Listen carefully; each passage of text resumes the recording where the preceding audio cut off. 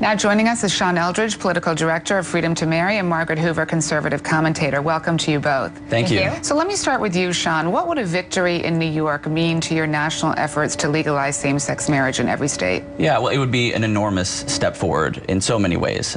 First of all, we would more than double the population of Americans who live in a state that has the freedom to marry, and that on its own would help so many families, so many same-sex couples who are in loving, committed relationships, who have been waiting for this day, who are craving the respect and the personal significance of marriage, and many of the families also really badly need the critical safety nets of rights and protections that marriage would bring to them. So it would be an enormous step forward, and it would also be a bipartisan victory. So it would send a clear message to the nation that the freedom to marry the person you love isn't a Democratic value, it isn't a Republican value, it's an American value.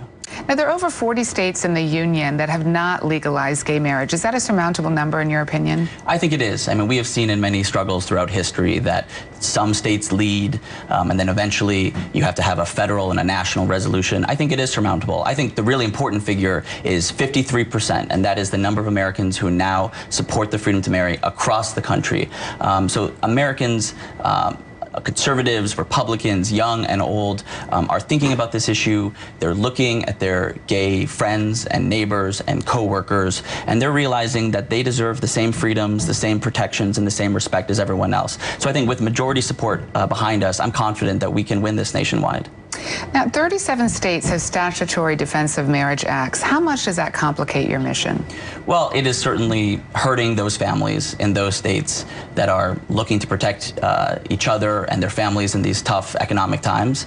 But I think, again, with 5 states, plus now this potential victory in New York and the District of Columbia with the freedom to marry, the wind is clearly at our back. And I think that there are certainly ways that we can win more states, that we can knock down federal marriage discrimination. And so we're confident that momentum is with us, that the right side of history is the freedom to marry. Now, Margaret Hoover, you're making the conservative case for marriage equality, and recently you wrote an op-ed in the Daily News that was even quoted by Mayor Bloomberg. Make that case for us today. So I think there are 2 main points. First of all, marriage is a conservative virtue because marriage is the fundamental societal stabilizer throughout human history, through every culture. When 2 people wed together and make a commitment to one another throughout the course of their lives, that creates the fabric that is the societal stabilizer throughout every single culture. We want to encourage people to create those commitments to one another because that makes our entire culture across the board, every individual, regardless of sexual orientation, allowed to be part of that thing that makes our culture strong, stable, committed, a strong foundation. The second part is a limited government argument. And it's not just a sake of argument. Look, when people take care of each other, they're grounded in self-sufficiency. They don't need to rely on federal assistance, state assistance, other people to take care of them because they're committed to taking care of one another. Is it difficult, though, for you as a Republican to know that most of the political opposition to marriage equality is coming from the right side of the political aisle?